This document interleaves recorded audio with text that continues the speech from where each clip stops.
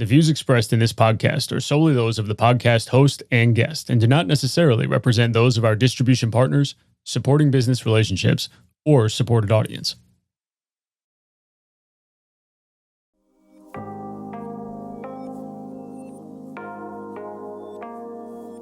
Welcome to Transacting Value, where we talk about practical applications for instigating self-worth when dealing with each other and even within ourselves, where we foster a podcast listening experience that lets you hear the power of a value system, from managing burnout, establishing boundaries, fostering community, and finding identity. My name is Josh Porthouse. I'm your host, and we are redefining sovereignty of character. This is why values still hold value. This is Transacting Value. Even at a very young age, I really encourage them to advocate for themselves, because my students someday will end up leaving me, but their disability won't. And I just hope that I give them the skills that they need to survive. Today on Transacting Value, what is it about our lives that drives us?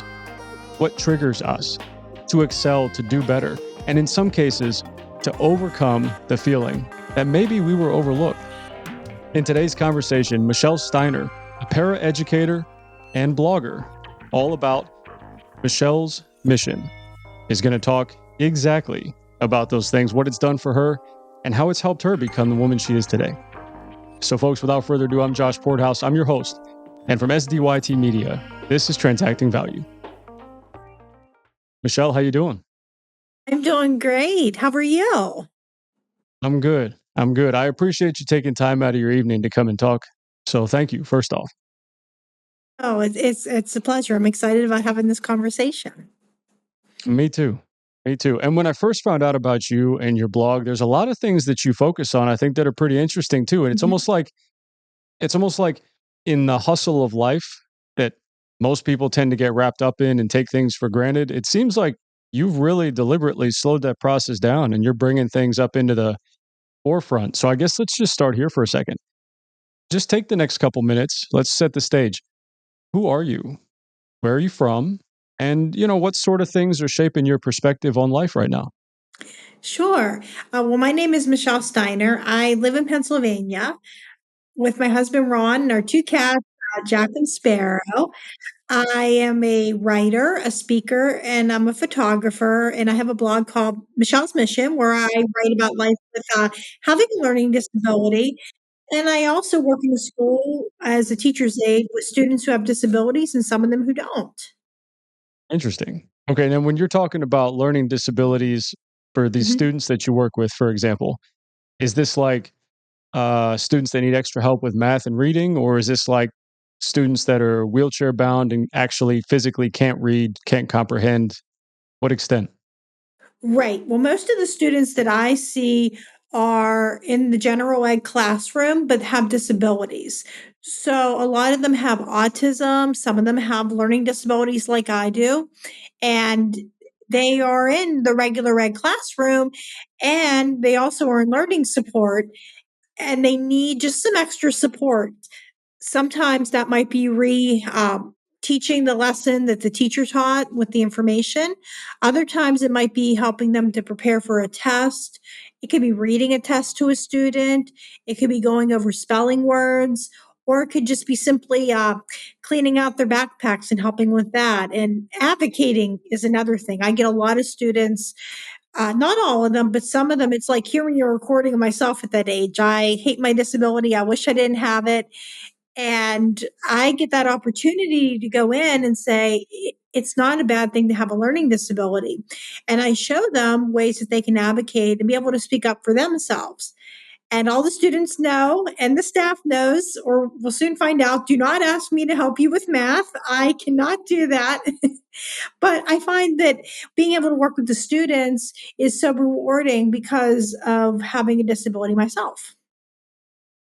So do you think it's maybe a misnomer or an unfair label to say it's a learning disability? Or is it just you have to find ways that better suit your ability to learn in order to learn?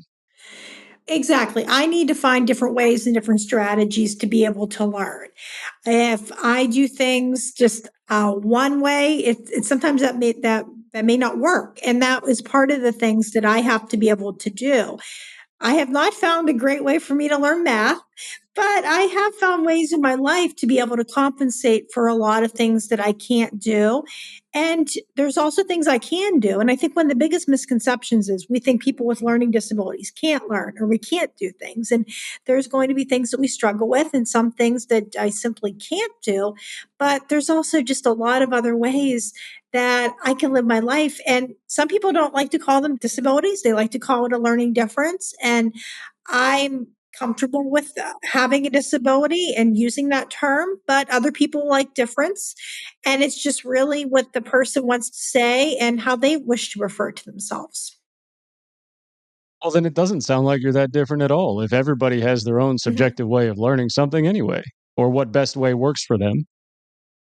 I just might have a little more challenges that go along with that. For example, with math, I cannot read the face of a clock. So I use my digital watch to be able to do that. And you are right. There are different ways that people do learn. I just have a little more difficulty. I have not memorized all my multiplication or my math facts. I have a lot of difficulty when I go into a class that I have to learn, like when I was in college. And I also confuse my right from my left. But I agree. Everybody has something they're good at. Everybody has something they struggle with, and everybody has a different way of learning as well. Okay, but you're an adult. And I think a lot Mhm, of what we hear is learning disabilities apply to kids. And so they get different treatment or, letters from a doctor or whatever to account for different allowances. mhm. Is it the same sort of procedure for adults? Or maybe even in your case, do you think, where it's just a doctor's note and then you can get accommodations? Or is it a little more difficult?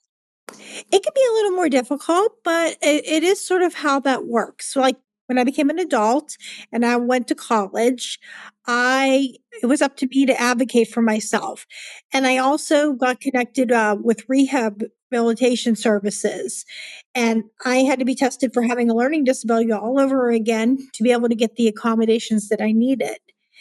Right. And that led to some difficulties too. I had a psychiatrist who told me that he didn't think that I can go beyond community college.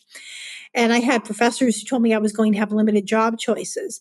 But the big difference with me was I still needed the accommodations. I still had to have the documentation from the psychiatrist that I needed those services. And we do have the Americans with Disabilities Act, but that was up to me at that point to be able to speak up for myself. I had to tell my professors that I have a learning disability and I'm going to be using these support services on campus with having extended test time and receiving tutoring. And it was up to me to research programs that I knew were going to be something I could do. For example, if I wanted to be a certified teacher, I knew that wasn't a wise course of action. But I knew that there were some other programs that were out there that didn't have as much math or science and they had accommodations. But it was up to me as an adult to do that. Now, on my job, I have really been lucky to have a pretty good employer where I can go to the admin and tell them I have a learning disability, and they listen to that, and I'm able to state my needs and advocate for myself, and I can do that with my supervisors. I'm pretty open about doing that. And I've also had jobs where people didn't understand with having a disability. A lot of times they would think, well, you look normal or you have a college Right. degree, you should be able to do some of those things. Mm. Okay. Well, is that something that you had to figure out on your own? The researching the ADA, figuring out different opportunities for you to learn things, or is that as you've grown in your own life or in the education system, is that a set of resources that find this file folder and you'll have all the keys you need? It's a little bit of both. Whenever I was a child, my mom and dad advocated for me. And as an adult, I learned I had to do a lot of that myself. Some of it's been research, some of it's also been connecting with other people. And I think that's one of the things that is one of the good things that's come up with social media is being able to connect with other people that have disabilities and talking with them on how they do things and learning about resources that they use and being able to help somebody else out. A lot of that before social media, I had to figure a lot of that out myself. And it was just about calling around places and talking to people and just sometimes just getting out there and practicing that too was a big thing. Practicing that. Mm-hmm. What does that mean? I think it's really easy in theory that people have this idea that I have a disability. And if I ask for accommodations and they're not given to me, the ADA is going to come along and there's going to be this lawsuit and things are going to change. And that can work in that way. But sometimes you might have a better idea with just learning how to, with asking for accommodations. And that took a lot of practicing. I can remember when I first started out, I didn't go about that the correct way. It didn't work out with some jobs, and I didn't ask the right way to do that. And then in other places, I wouldn't say anything. I would just be like, "Oh, I didn't really feel comfortable." And then people were looking at me like, "Well, how are you? Why are you not performing to this standard?" And I've also gone to job interviews where I've said I have a disability, and other ones where I've learned to not say things too. And it just gets easier. The first time you do it, you might blow up at your boss or you might blow up at somebody, and that's not the way to handle it. But the more you practice saying that, the more you get comfortable with saying, I have a disability and this is what I'm going to need, the better you get at it. Alrighty, folks, sit tight and we'll be right back on Transacting Value. You've heard it said, he's a diamond in the rough. Or maybe, diamonds are forever. Here's something else I've learned about diamonds. They're just pieces of coal put under pressure for a long, long, long time. So when I start feeling like I want to give up, I think about that little piece of coal. And if that piece of coal can make something of itself by not giving up, so can I. Persistence is in you. From PassItOn.com.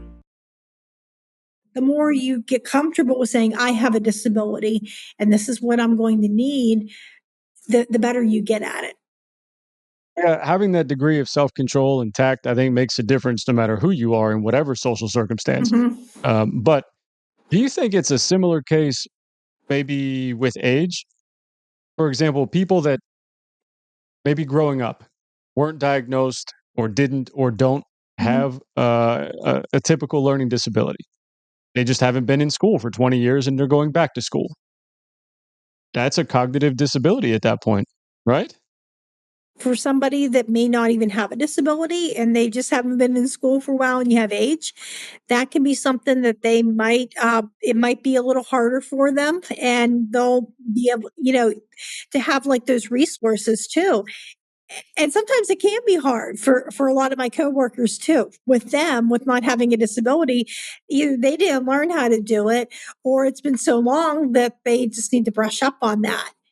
And that can be something that they'll catch on, and once they learn it, they really know what they're doing. But it sounds like so do you, within the realm of a few things, right? And so now you've turned it into a blog, Yeah. and so you're obviously gaining some confidence and some degree of awareness Mhm. around it. What do you write about? My life with a learning disability, and I use a lot of nature analogies. That is a big thing. So I might talk about a butterfly and the transformation process a butterfly has gone through and how I've accepted my disability. One of my latest posts is about the different trees in the fall and just how every tree is different and so is every learning disability. And I try to put that in really simple terms so people can be able to understand that. And I also put a lot of pictures on my blog for my walks. I get that chance to stop and smell the roses because I'm not able to drive because of my disability. And I have a great support system. I have a husband who takes me to work, and I have a great coworker who takes me home at the end of the day. But whenever I don't have a ride, I get that chance to stop and smell the roses and take pictures of flowers. And people say, wow, you bring out details that I would miss in a flower. And I think if I was really sad that I didn't have a ride or I was driving, I would miss that shot. I wouldn't be able to take that picture because I would be so focused on the road. Yeah. Well, so how did you develop this perspective then? Because you seem very well adjusted. You seem not very depressed. You know what I mean? Like, "Oh, I had it so hard and victimized." You seem to be in pretty good spirits. I mean, you've been smiling the whole time. So, what did you do? How did you develop your outlook? Well, a lot of my outlook came whenever I was in college. I was not somebody who was very happy. I was pretty negative because I thought, oh, I focused all the things on all the things I couldn't do. And I thought, well, my life would just be better if I didn't have a disability. And it wasn't until I started focusing on what I can do and what brings me joy that I felt empowered. Because Mm, if you sit me in front of math or a calculator, or a car and want me to drive, I'm probably gonna be really frustrated and upset. But if you give me things that I can do and I enjoy doing, I'm a happy person, I'm empowered, and I just think it's that finding those things that you love to do and that you're good at and going towards that and not worrying about the things that I have no control over and don't bring me happiness. yeah, but that kind of negativity is appealing and it's contagious Yes. and it's so Mhm. easy to fall into. So, what's your trigger? What worked for you to say, "You know what? I'm done feeling this way. I'm taking a conscious control over the wheel and Mhm.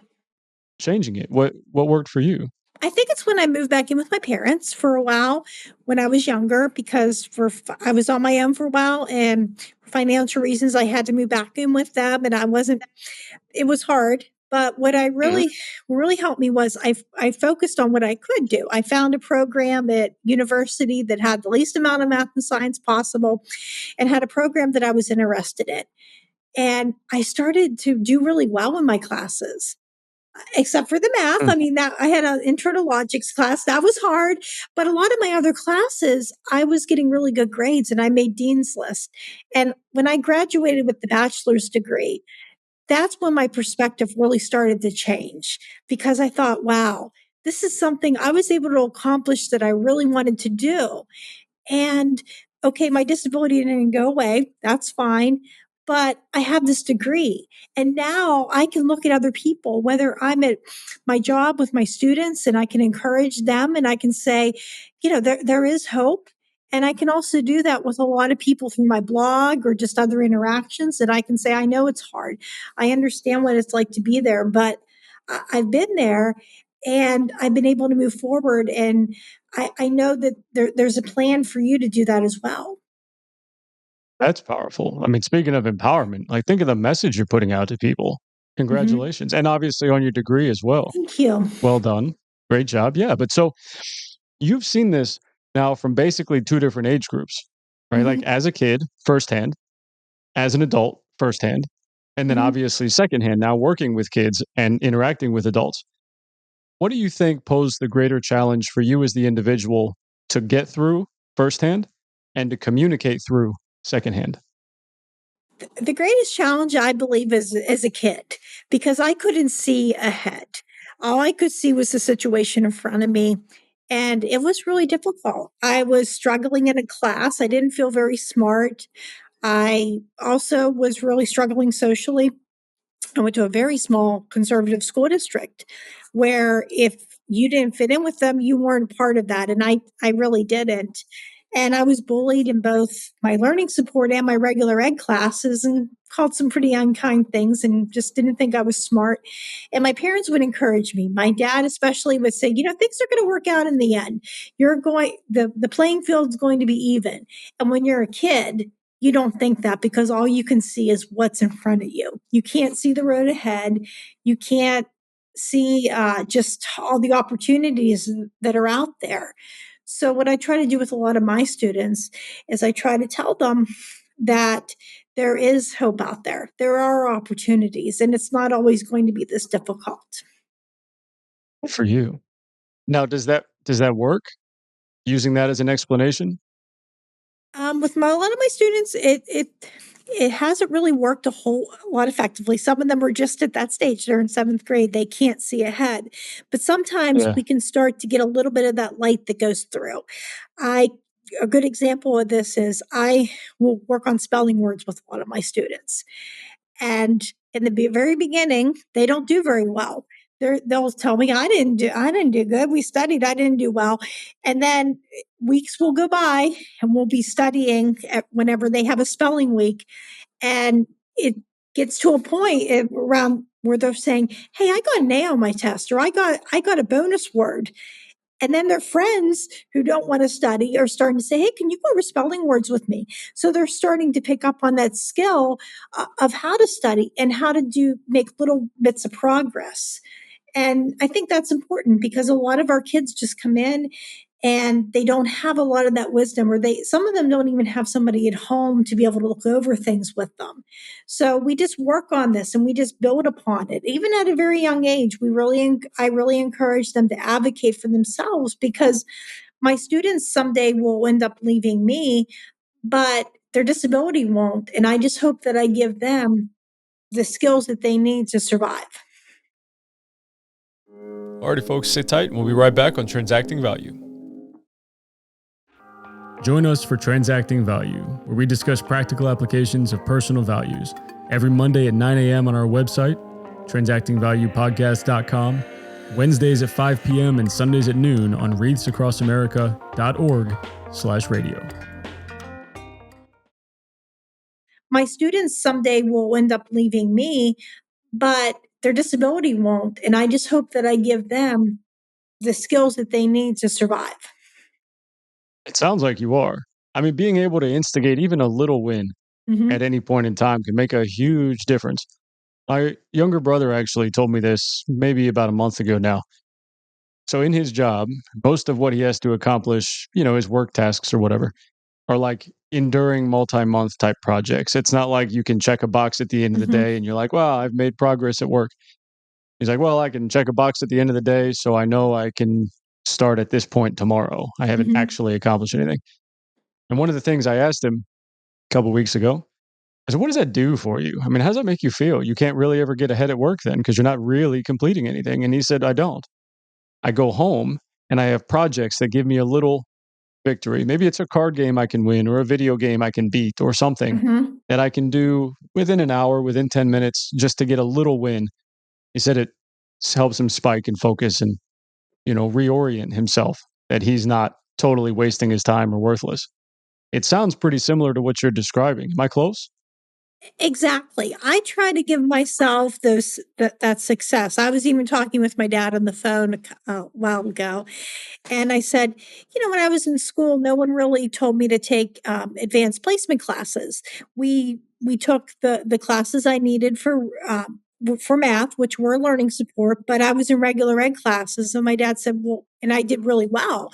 And he said, well, that's setting you up for success. That's what we wanted you to do, not to go in and be overwhelmed and frustrated, but we wanted to also give you that challenge too. And I think it's turning those lemons into lemonade, and looking to a lot of the success and the things I can do, and those little wins that I can have control over within my life. And another really nice thing that my husband and I do is I call them carrots. So over on the weekends, we might go out to a museum, or we might go to a garden, or somewhere else, a park or something that might be fun. And I'll, I'll tell them sometimes if it's a really rough week at work or something, I'll say, okay, remind me what my carrots are this weekend. And that's my motivation to get through my week at work and to be able to have that fun. And that's something that we can look forward to, because I think people need that, or something that they can. And it might just be something small. It could just be a cup of coffee or a cup of tea, or that short moment that you have. But I think just giving people motivation is so important.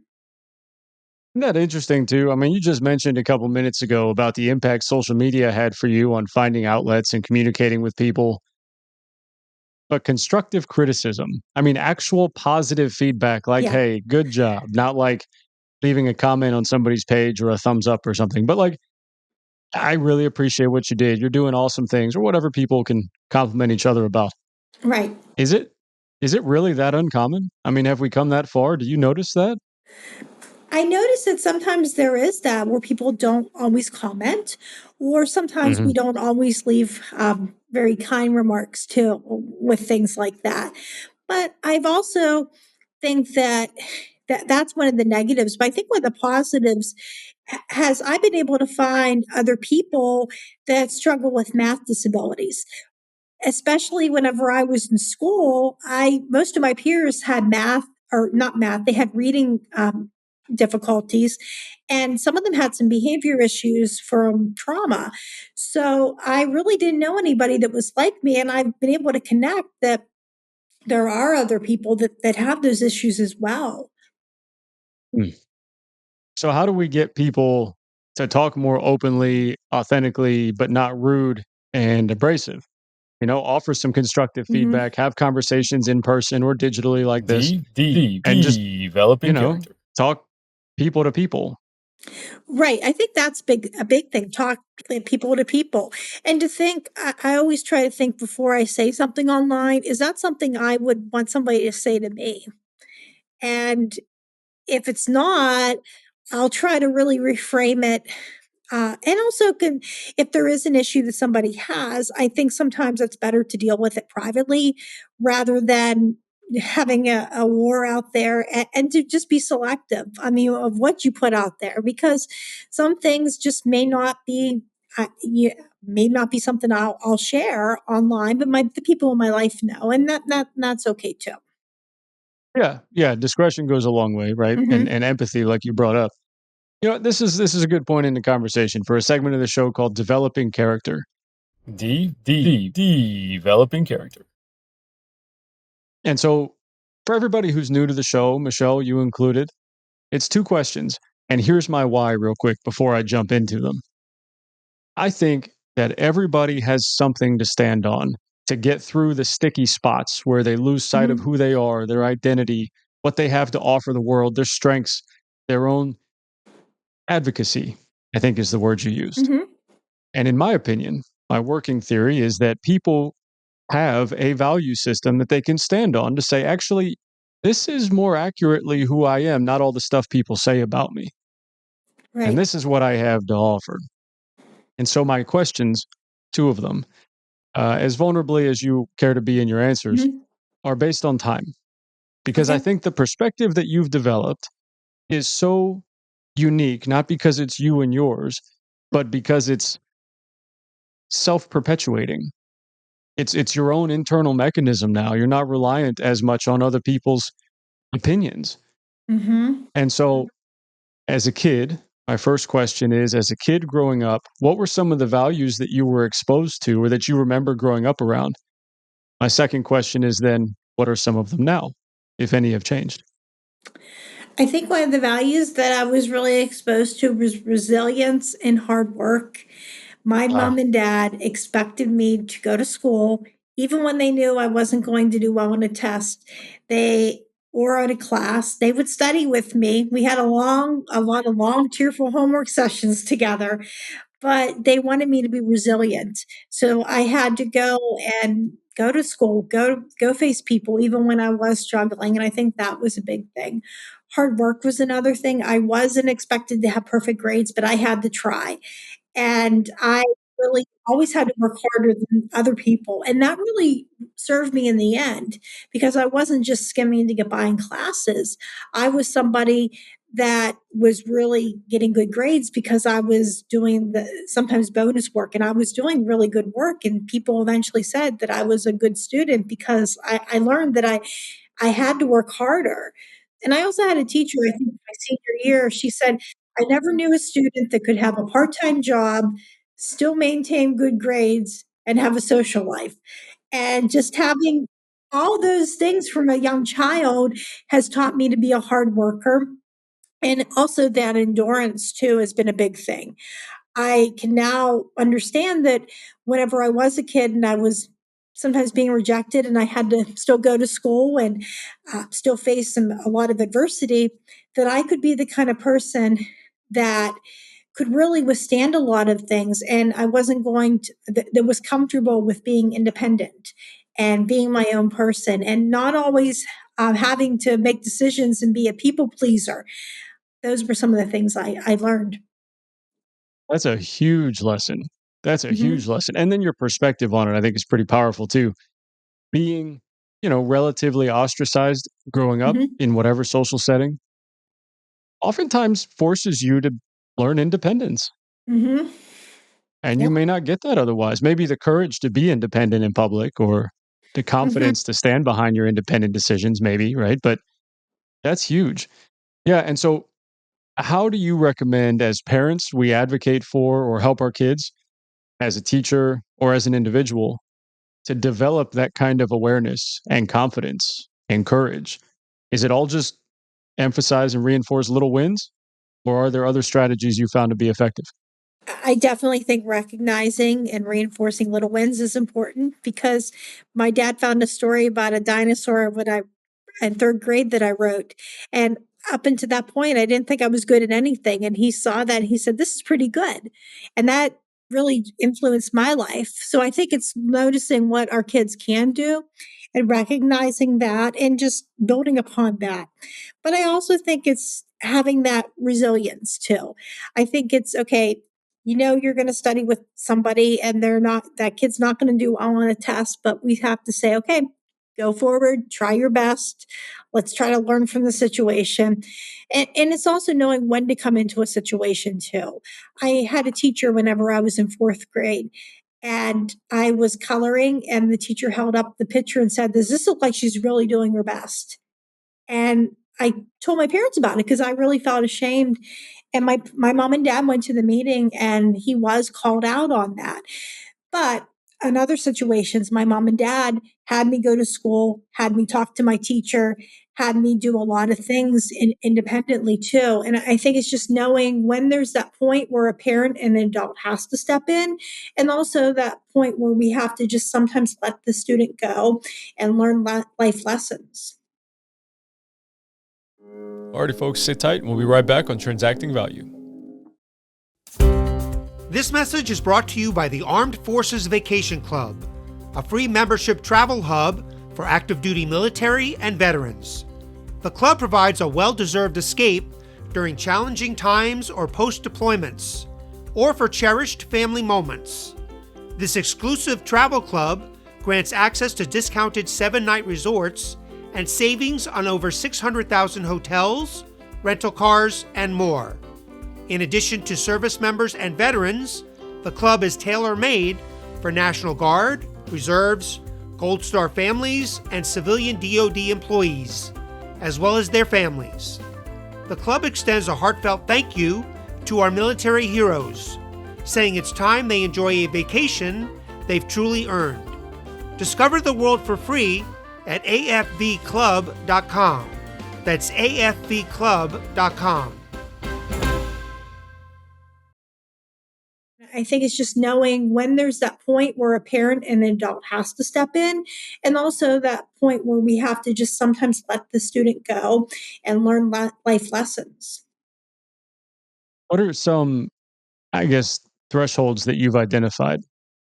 Maybe not specific to certain students, but I mean, you mentioned knowing when to get involved, knowing when to let kids fall, sort of, and Hmm. learn as they go. Yeah, what are some of those thresholds that you've identified? I think some of the thresholds of learning to, let kids fall are natural consequences. If the child forgets their homework, they have to go for that, maybe not getting as good of a grade or maybe not learning the subject. And then sometimes that might just be something they have to learn and to improve on and have the parents be there to support them. But just some of the other things, like having parents show up for their child's individual education plan meeting, that's definitely a way that a parent can be able, that needs to show up. I can remember this was before we even let students go into their own IEP meetings. But my mom and dad would go to my meetings and they would tell me, okay, we're going to your meeting on this day. Is there anything you want us to bring up? And they would bring up my concerns at the meeting, and my parents would get back to me on what happened with that too. And I think it's having that honesty and that advocacy. And that's something a parent can really do for their child. But also, ultimately, it's having that child definitely sometimes go through situations where they have to learn and they have to be responsible and have those natural consequences. So then in developing that kind of ownership, what doesn't work? And I think there's some obvious, like, insulting or belittling, like those kinds of things won't work. But we don't always know. Like I'm 37, I'm a millennial, I'm a father, Right. I'm learning, I don't know what I'm doing, just like any other father in their 30s before me, generations back, right? So in the moment, I don't know. What doesn't work? Well, one thing with kids with learning disabilities is expecting perfection because, well, nobody's perfect, whether somebody has a learning disability or doesn't.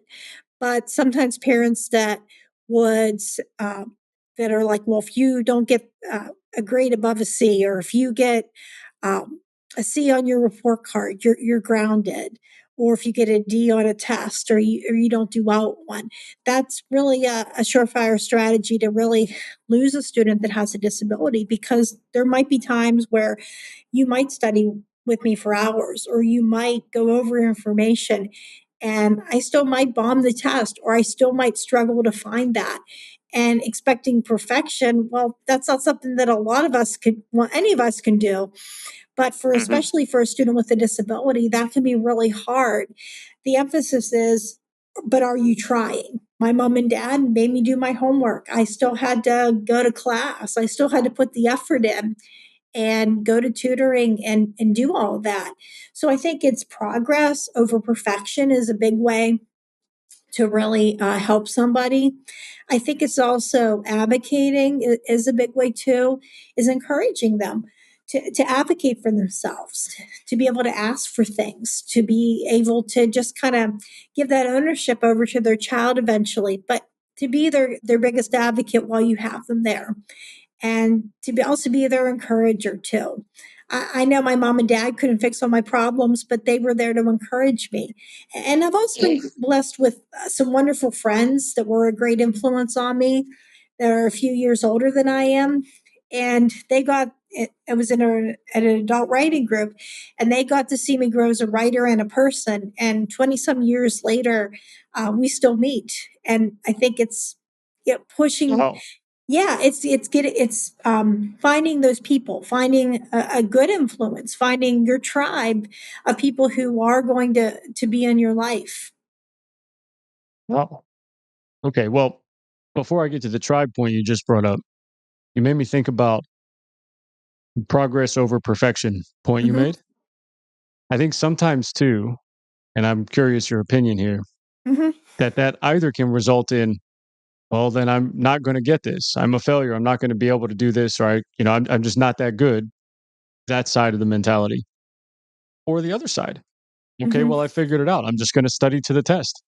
I'm just going to learn what I need. I understand the patterns in the questions and I know those answers, but you don't actually learn the material in either circumstance. Is that common as a response? You're right. I mean, a lot of people, you do study for the test, and that's all the information that you might have retained. Now, my brain, I couldn't pick up on a pattern on a test. I mean, I just don't pick up sometimes on a lot of patterns, but sometimes that can be really, yeah, I agree. Sometimes there is that time where we study what we need and we do what we can to pass. I mean, there's obviously Mhm. situations like that, but sometimes it's also figuring out, though, maybe it's not that all or nothing mentality. Maybe Mm. it's one of those things where maybe something doesn't work out, but we find a way around it. I'm not able to drive, but that doesn't mean that I can't get somewhere. I might have to have somebody take me. I might need to walk, or I might need to have public transportation, but I can get where I need to go. It just might look different. And I think that was me redefining what success was. My father always told me this: success doesn't always come in the package that you expect, but sometimes it comes in something different. And that has just been so true in my life. Maybe there was things I couldn't do, but I found ways to be able to get pretty close to it. Yeah, well, I mean, it's like you said too, you've got to be able to find your tribe, right? And that may mean infrastructure, the public transportation, or housing accommodations, or actual people and friends you socialize with. I think a tribe is a real broad sort of term for finding places where you're comfortable and competent and capable and all these other things, right? So, well, like you mentioned earlier, sometimes you have a harder time identifying patterns. So, how did you identify your tribe? If it's all really based on like-minded people or Right. similarly conceptual people. One of the things that I realized when I was in high school was I really was struggling socially with a lot of the groups. A lot of the groups were really defined, and I didn't fit in with any of them. And I just never really had a connection with a lot of people I went to school with. Even today, I might have one or two people. We're friends online, but I really don't have that connection. And I could just feel that, okay, I'm really not going to be able to connect well with a lot of these people. One of the first steps was I found a teen writing group that was just outside of our school district, and I found some acceptance with that group. And I started to write articles and do other volunteer activities. And then when I got a little bit older and I started to transition out of that group, I was able to have that courage to go out there because I already had acceptance from other people. And my dad found the group. He heard about it on the radio, and I went into the group, and I just I found people that had the same interest that I did, and they were just a few years older than I was. And I think a lot of it is, what are the interests that you have? I like writing, so I found other people that like to write and like to read. And I think that people can do that in other groups too. There's a lot of community groups that need volunteers. There's a lot of sporting events if you're into that. Music. I mean, there's just a lot of things that people, an interest for everybody. And it's going through those groups where people are nice and that might share some of those same values. And then you also find people who are different too. No, not everybody's cookie cutter. Nobody's the same. But if you Yep. find people that share those interests, then you'll have stuff that you'll have in common with them. And if it's the right people, you'll develop a tribe, and they'll be the ones that will get to see the good in you, and they'll also see the bad, and they can help develop you as a person. Oh, that's powerful. Hmm. Do you think, and I guess this is really one of my last questions for the sake of time, um, Hmm. but do you think that there's an opportunity to do that if you move around every couple years? Military kids, foster home kids, people growing up through the educational system that don't have stability at home. Is it still possible to develop that kind of tribal association or comfort level or vulnerability? I think that it's a possibility. It might be a little more difficult, but I mean, it's finding the good quality programming that is out there. For me, it was finding a lot of the art groups. Like, we also have an art center in our community too, that people can do that. There's also YMCA's I belong to the Y, and they do a lot with youth development, and they have adult activities as well. And I think it's finding those people. Some people, it's places of worship where they can find friends or people that might have the same interests. It's just really looking out in the community, seeking out those resources and seeing what you love and what your passions are, and just going out towards them. That alone takes a certain degree of awareness, I think, and boldness in Hmm. the process to just discover, well, you and Yeah. learn who you aren't. And, people you may not talk to, friends you may not keep, all the Yep. other. That's the reality of it too. I think the harmony of the human Hmm. condition, I guess. Yeah.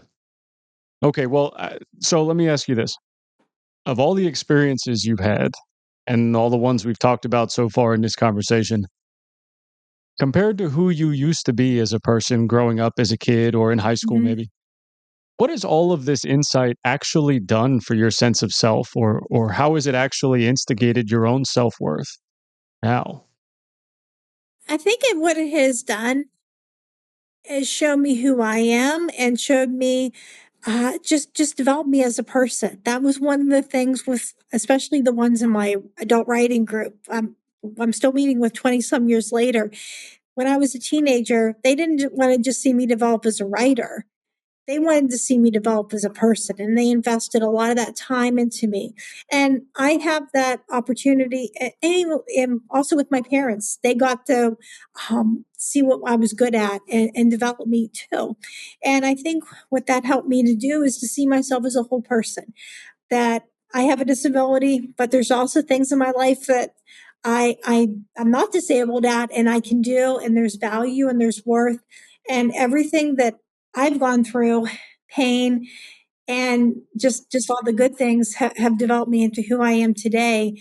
And I used to spend a lot of my time thinking, oh, if I had this disability, my life would be perfect and I would be this perfect person. And I can't imagine another life other than mine. Congratulations. Thank I you. think I've said it 3 or 4 times this conversation, but the amount of progress you've made, yeah, unreal. Good for you. Good for you. And so I guess the only other question I have at this point is for anybody that wants to gain more inspiration from you, learn more about your story, resources, outlets maybe they have to help Mhm. process the world and, relearn who they are, learning disabilities or not. Mhm. Where do people go to find your blog or any other resources you might have? Sure. You can find me at www.mrsmichelsmission.com. And I'm also on Facebook and Instagram. Perfect. Okay, well, so for anybody who's new to our show, depending on where you're streaming this conversation, click on See More or click Show More. And there's a little drop down arrow for the show description. In there, you'll also see links to Michelle's website, Mrs. Michelle's Mission, for her website and Facebook and Instagram. So you'll be able to get there as well. And Michelle, I'm looking forward to seeing how you develop, how you continue to write your blog. I think you've got such a powerful position right now in society as an authority, as an advocate, as somebody with enough courage to talk about these things in public. So I think you're in a really, really successful spot. So yeah, I hope you keep doing it. Thank you so much. It's been a pleasure speaking with you today. Thank you very much for your time as well, and I appreciate it. And for everybody else who's tuned in and listened to our conversation, or watched the conversation in this case, thank you guys for tuning in. Everything else, all of our other conversations, you can go to transactingvaluepodcast.com. That's our website. But here's what's cool about it. On the homepage in the top right corner, it says leave a voicemail. If you click on it, it's 2 minutes of talk time all to yourself. And in there, here's my recommendation. Let us know what you think of the show, your feedback about our topics, about how we're structuring the show, the flow, my questions, whatever you prefer. It's fine. Let us know what you think of the show. But also, let Michelle know what you think of the conversation. Let her know how she's feeling about the world and what she's doing, and give her some insight, give her some resources, or just tell her thanks because what she said in this conversation helped you or your kids figure out better who they are and get through some sort of situation. And we'll forward it on to Michelle as well. So it's a really powerful opportunity for everybody involved. But again, Michelle, I appreciate this one to talk to you, and I look forward to see where you take it in the future. But until next time, that was Transacting Value. Thank you to our show partners. And folks, thank you for tuning in and appreciating our value as we all grow through life together. To check out our other conversations, or even to contribute through feedback, follows, time, money, or talent, and to let us know what you think of the show, please leave a review on our website, transactingvaluepodcast.com. We also stream new episodes every Monday at 9 a.m. Eastern Standard Time through all of your favorite podcasting platforms like Spotify, iHeart, and TuneIn. You can now hear Transacting Value on Reads Across America Radio Eastern Standard Time, Wednesdays at 5 p.m., Sundays at noon, and Thursdays at 1 a.m. Head to readsacrossAmerica.org/transactingvalue to sponsor a wreath and remember, honor, and teach the value of freedom for future generations. On behalf of our team and our global ambassadors, as you all strive to establish clarity and purpose, ensure social tranquility, and secure the blessings of liberty or individual sovereignty of character for yourselves and your posterity, we will continue instigating self-worth, and we'll meet you there. Until next time, that was Transacting Value.